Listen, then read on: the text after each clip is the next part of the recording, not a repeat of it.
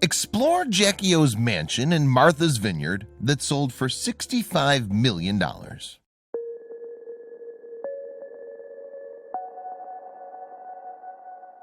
But before we start, please make sure to subscribe to Did You Know and hit the bell so you never miss an upload from us. Also, leave a like right now. 2.5 decades after the death of one of America's most beloved first ladies, her former home in Martha's Vineyard has sold for $65 million.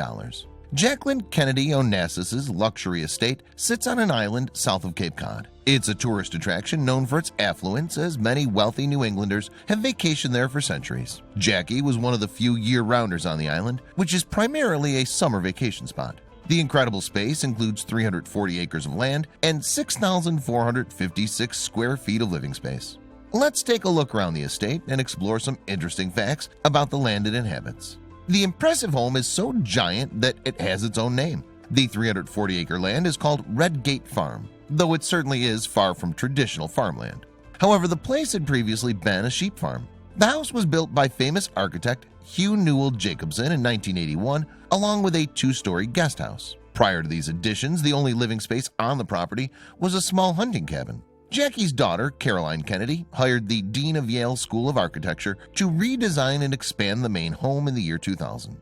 With about 6,500 square feet, it may be surprising to find out that there are only 5 bedrooms in the home. The summer estate housed Jackie and her children and grandchildren when they cared for an escape. She bought the land in 1979, more than a decade after her second and final husband, Aristotle Socrates Onassis, died. Their marriage had taken place on a private Greek island, which may have spurred Jackie's connection to solitary island homes like this one. The large grassy backyard would be perfect for family gatherings of any size. Inside this primary home are a formal sitting room with a fireplace, a living and a family room, a drawing room, and a chef's kitchen with top-scale appliances. That's just the main floor. Upstairs, you have 4 bedrooms, each with their own bathroom. In addition, there's the master bedroom, complete with a dressing room and a master ensuite. The home includes a den, 2 office studios, 2 powder rooms, 3 fireplaces, a laundry room, and a basement. The home boasts gorgeous views like this one, which utilizes a mixture of colors and patterns illuminated by the brilliant natural lighting. Large windows enable occupants to experience their gorgeous surroundings from the inside. Superior style is one of the elements that made Jackie such an adored first lady. When her former husband, John F. Kennedy, was elected in 1960, Jackie hired fashion designer Oleg Cassini to build her first lady wardrobe. Newsweek reports that she spent nearly $150,000 on her fashion items in 1961, well over her husband's salary as president. A large pool enables homeowners to enjoy the water all year round. There are also 2 freshwater ponds on site, so occupants have a variety of bodies of water to enjoy in multiple ways. Traveling to Martha's Vineyard requires taking one of several ferries in New England, including the ferry at Woods Hole, Massachusetts, and the ferry at East 35th Street in Manhattan. The trip's about 4.5 hours, but quicker ferries such as Martha's Vineyard Fast Ferry are also available. This hunting cabin was the only building that originally rested on the property prior to Jackie's purchase of the land in 1979. True to her instinct to remain historically relevant, she was sure to design the mansion and its many add-ons in such a way that it remains similar stylistically to the cabin. The cabin overlooks one of the 2 ponds on site. In addition, the property contains gardens, a library, and various biking and hiking trails. In addition to her passion for preservation, Jackie also had a knack for creating something spectacularly new.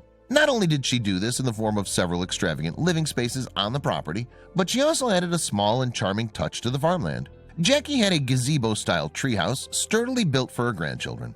As pictured above, the structure overlooks lush, green land and deep blue water beyond. Named a fairy treehouse for its design, the piece adds a personal touch to the mansion. Martha's Vineyard is an island that consists of 6 towns, each with their own board and town meetings. The Red Gate Farm pictured here is part of the Aquina town, which is home to the Wampanoag Native American tribe.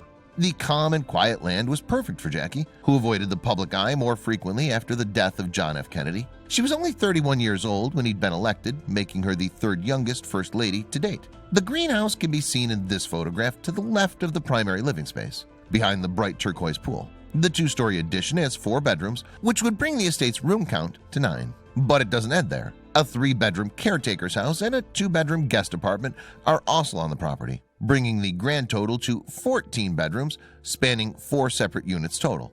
It makes sense that Jackie only wanted 5 bedrooms in the main home, considering she had plans for so many additional spaces. On top of all the various living spaces, there's also a hunting cabin, barn, boathouse, 2 garages, a storage building, and an exercise studio. One of Jackie's pastimes was riding horses, which tragically contributed to her death in 1994. She was participating in a fox hunt in Virginia when she was thrown off her horse in November of 1993. Upon examination, the doctor discovered a swollen lymph node in her groin.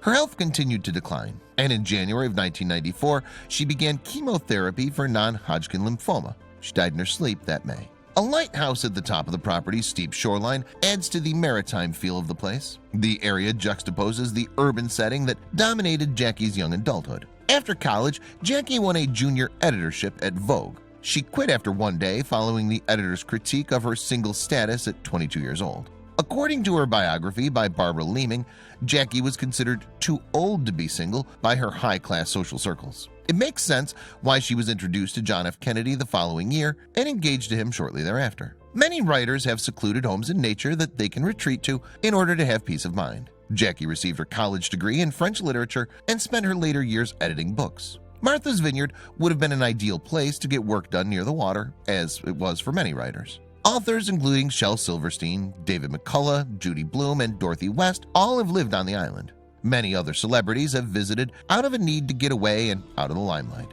An aerial view exposes the gorgeous land on the property. A pool, tennis court, vegetable garden, and blueberry patch are included with the farmland.